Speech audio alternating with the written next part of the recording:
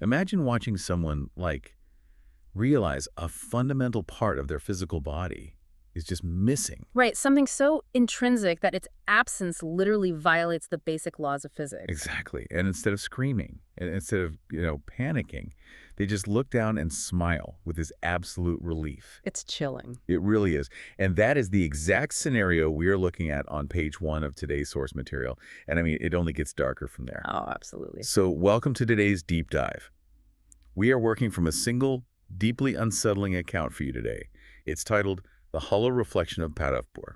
Yeah, and our mission for you today is to really unpack the anatomy of fear. Right. We are exploring that razor-thin line between collective hysteria and actual supernatural phenomena, and answering a question that, well, it fundamentally challenges human psychology. Which is what actually happens to a human being when their emotional survival instincts are entirely stripped away. Yeah. And to understand the mechanics of this, we have to start by setting the scene for you. Picture Bhairavpur.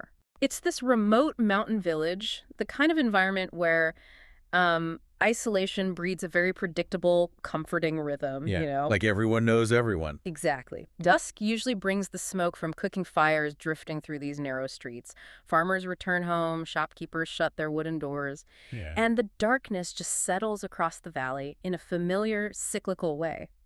The horror chronicled in this text doesn't, announce itself with a monster kicking down the gates. No, not at all. It begins with this eerie, almost polite absence on a seemingly normal Thursday evening. Okay, let's unpack this. Because to understand the terror that eventually swallows this entire community, Yeah. we have to examine ground zero. Right. The exact moment the impossible became undeniably real. And it starts with an old man named Mahesh Tiwari walking into the local tea shop. Yeah, the tea shop scene. Right. Now, when Mahesh first walks in, the people in the shop don't panic. They actually laugh. Which is so human. It is. It's fascinating to watch the human brain instantly try to rationalize an anomaly. The text notes that someone jokes about the faulty lantern light casting a weird glow. Yeah, and someone else blames the angle of the setting sun outside the door. Right. Because the brain is fundamentally a pattern recognition machine. When it encounters visual data that breaks the laws of physics, Like a man casting no shadow. exactly, it immediately scrambles to overlay a logical explanation. It demands that the environment is flawed, not reality itself. Right. The lighting is wrong, not the guy. The villagers are experiencing profound cognitive dissonance, and humor is just the easiest defense mechanism against the unknown. But that defense mechanism completely collapses a moment later. Mahesh steps directly under the bright overhead bulbs in the center of the shop. There's nowhere to hide.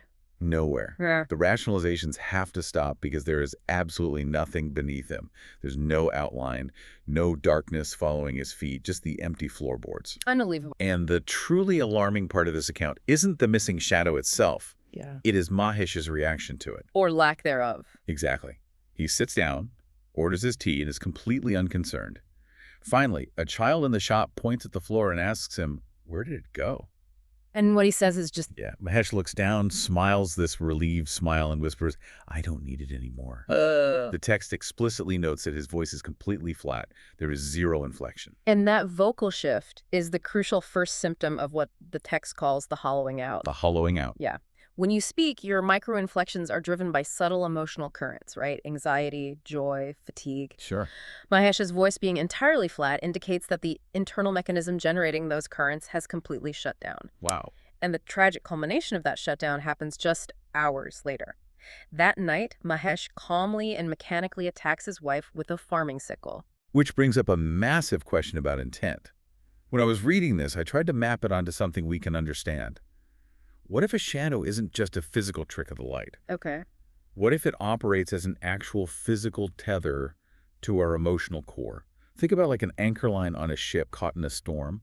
Right. If you suddenly sever that anchor line, the ship doesn't instantly sink. It doesn't burst into flames. It just goes entirely adrift at the absolute mercy of the currents. Yeah, that makes sense. When Mahesh lost his shadow, he didn't become enraged. He wasn't suddenly possessed by some violent demon. The text heavily emphasizes that there was no anger. No shouting at all. None. When the local police found him, he was just sitting beside her body, covered in blood, staring blankly and still lacking a shadow.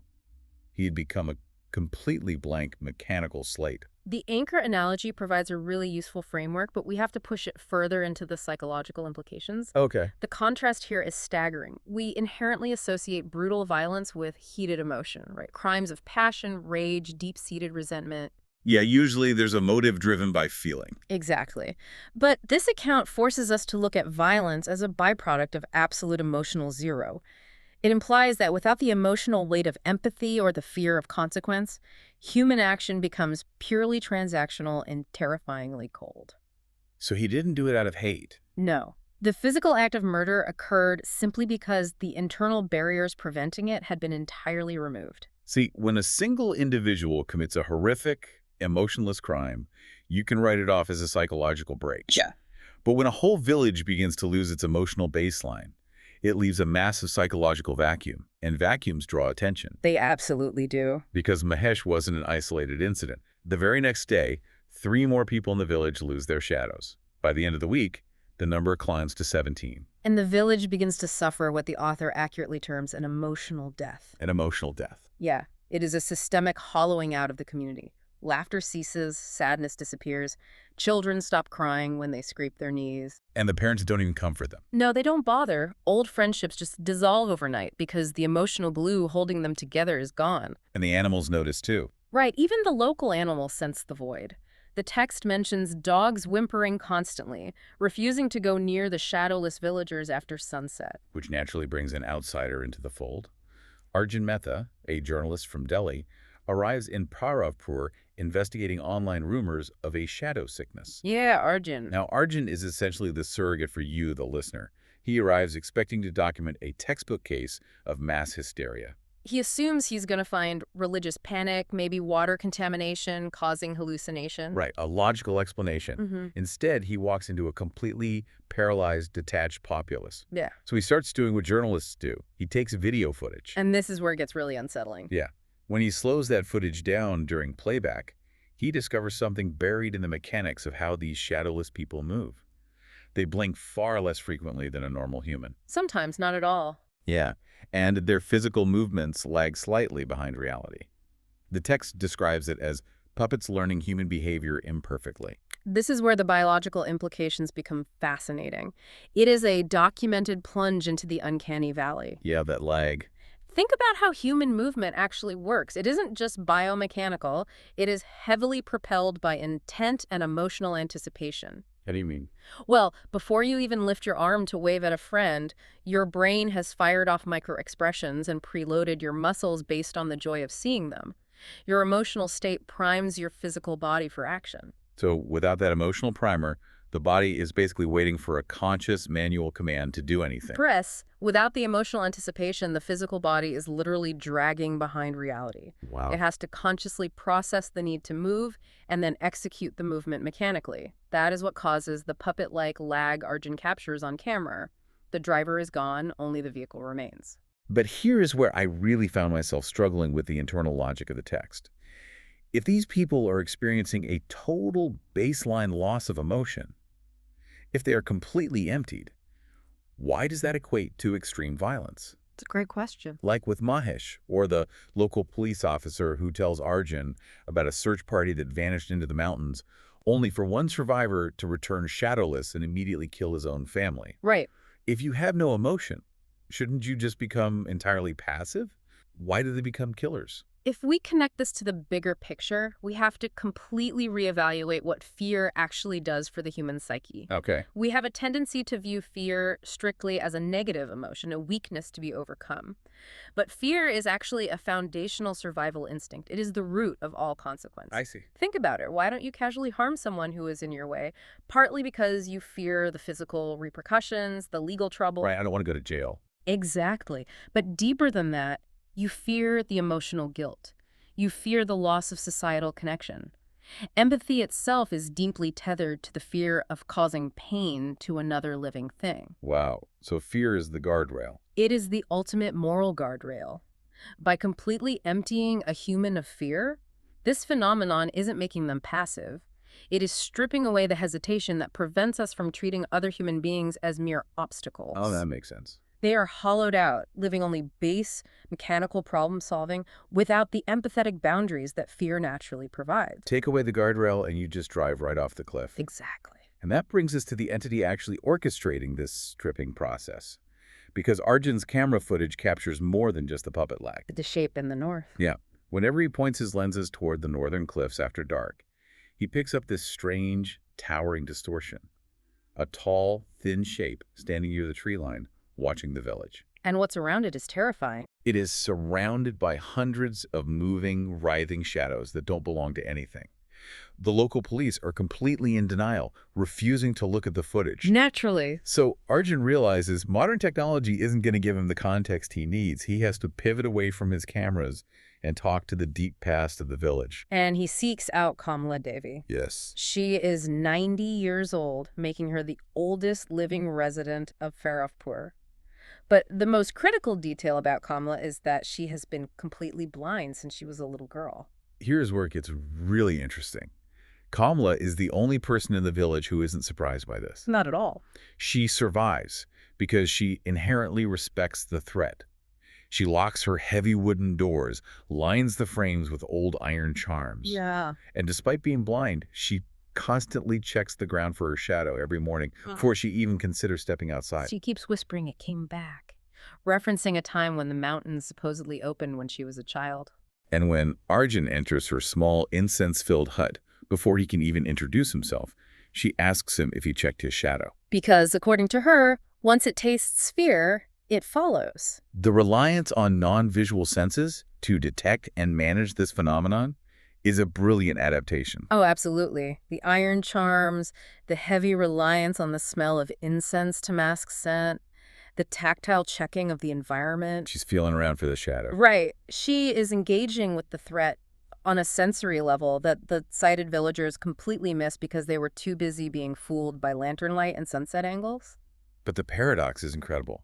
A blind woman is the only one who truly sees the mechanics of what is happening to the town. It really is striking. It made me pause and consider the literary weight of this source. Is Kamala describing a literal monster, or is this entire account actually a profound metaphor for generational trauma? This concept of a historical darkness that came back, hiding right behind the younger generation, slowly swallowing their ability to feel and connect. The generational trauma reading provides a very rich layer of subtext, especially regarding how emotional numbness can pass silently through a community. Yeah. However, the text grounds Kamala's experience in deeply physical, observable mechanics rather than purely metaphorical ones. Okay, fair enough. The undeniable proof of this comes during Arjun's interview with her. While they are talking, Arjun notices a shadow cast on the wall behind Kamala, but the shadow independently shakes its head at him. So creepy. Kamala, without being able to see it, calmly explains that it is her husband's shadow.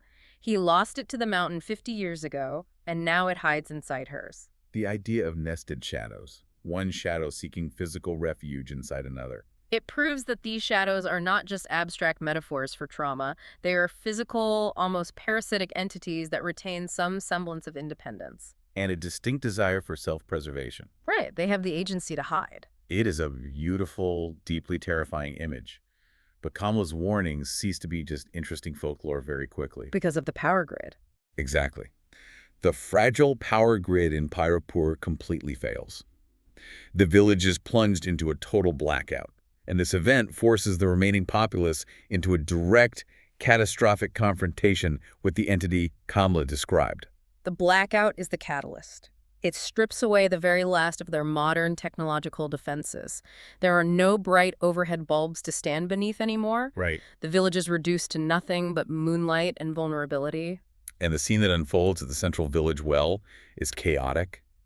The text focuses on a young child screaming in terror in the dark. Yeah. As she screams, her shadow starts to twist unnaturally on the ground. It stretches backward, pulling away from her heels like something unseen is dragging it by force. Just pulling it away. As the surrounding villagers watch in horror, the darkness literally peels away from the child's body like liquid smoke. It slides rapidly across the dirt street toward the northern mountains. And the moment it detaches, the screaming girl instantly collapses into that blank, emotionless, puppet-like state. Which is horrifying. And that is the exact moment the orchestrator finally steps out of the tree line and into the village proper. The text refers to it only as the man from the mountain. It's described as impossibly tall, wrapped in layers of black cloth that move like smoke, even when there is no wind. Yeah. Its face is entirely obscured by the fabric, except for this impossibly wide, fixed smile, and it doesn't walk alone. It is surrounded by a sea of hundreds of writhing, ownerless shadows sliding along the ground. But the feeding mechanism is what makes this entity so uniquely dangerous. Right, it feeds on the fear. Exactly. When the villagers see this towering figure, their natural biological response is to panic. They scream, they run, and the creature simply inhales. Oh, man. As it breathes in, the darkness violently stretches away from the terrified people's feet. This is the critical functional mechanism of the entity. It does not consume flesh. It does not consume blood. Yeah. It feeds strictly on the emotional resonance of fear, which the text establishes is physically tethered to the human soul through the shadow. So what does this all mean? Let me propose a different way to visualize this for you. Think of your fear as a magnetic charge. Okay, I like that. It is the active polarity connecting your physical body to your shadow. When you are calm, the connection is stable, solid, grounded. But when you panic, you amplify that charge outward. You make the polarity incredibly volatile. You're charging it up. Exactly.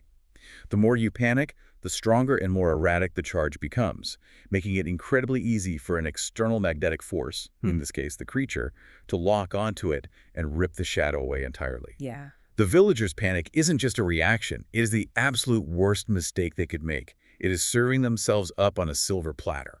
The magnetic analogy perfectly illustrates the trap they are in. The stronger the emotion of fear, the more physical leverage the creature has to tear it away from them. And they're fully panicking now. As the villagers give in to full-blown panic, shadows begin ripping free everywhere across the streets, moving like living creatures desperately fleeing their host bodies.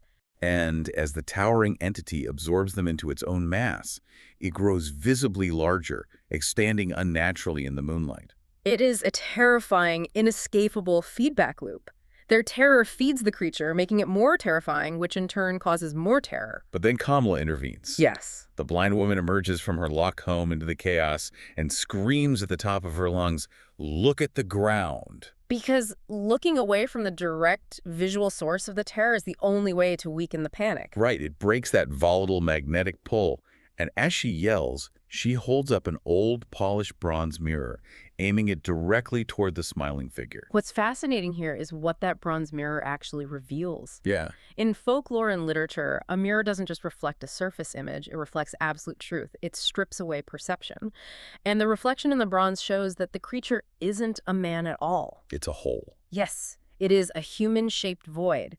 And inside that void, the mirror reveals a swirling mass of moving shadows, all screaming silently in the darkness. Oh. The monster is literally constructed from the very thing it consumes. It is a walking vacuum. This highlights the philosophical core of the text. Unchecked collective terror actually has no substance of its own. It just feeds on us. Right. It only exists by hollowing out a community and wearing their consumed fears as a physical shape. And when confronted with the truth of its own empty reflection, the creature shrieks. A sound, the text says, vibrated in the villager's teeth, and it flees back into the northern forest. But the damage is done. It's completely irreversible. As the text zooms out to look at the aftermath of that night, it paints an incredibly bleak picture. By sunrise, 32 villagers had lost their shadows completely. 32. And most of those 32 vanished into the mountains that very same night, walking silently and mechanically northward, never to be seen again. And of course, the broader authorities eventually arrive and do exactly what authorities do with the inexplicable. And sanitize it. They cover it up. The official documented narrative becomes a story of localized cult hysteria. They blame the violence and the disappearances on a psychological breakdown caused by extreme mountain isolation. They just write it off and file it away. Yeah. But the village of Bhairavpur mostly empties out. Only a few of the oldest families choose to stay. Yeah. The text ends by noting that travelers passing through the valley on bright, moonlit nights still report seeing shadowless people standing rigidly by the side of the mountain roads, just staring silently. And occasionally they catch a glimpse of that tall, smiling figure watching from the high cliffs, with a sea of shadows moving around his feet like hungry animals. It's wild. The text forces us to entirely re-examine the role fear plays in our daily lives. We spend so much of our existence trying to escape it, conquer it, or build fortresses against it. Right. But this narrative argues that fear is the very mortar that holds the bricks of our humanity and empathy together. Without it, we aren't liberated from anxiety. We are simply emptied of our humanity. We become the hollow, lagging puppets that Arjun saw in his camera footage. It brings us right back to the beginning of our conversation. It does. We build walls to keep the perceived bad things out.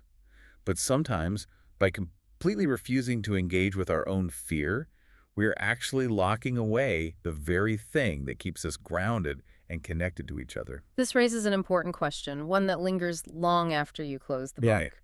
In our highly optimized modern world, we spend an incredible amount of time, money, and energy trying to numb our anxieties. That's true. We medicate our worries, we endlessly scroll to distract ourselves, and we view a completely fearless, undisturbed state as the ultimate goal of wellness. Yeah, nobody wants to feel anxious. But if fear is indeed the anchor of the soul, the necessary tether to our empathy, by constantly trying to numb ourselves to the world, are we slowly, willingly handing over our own shadows? A truly chilling thought to leave you with today.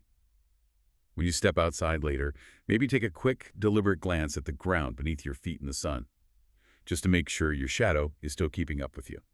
Thanks for joining us on this deep dive. We'll catch you next time.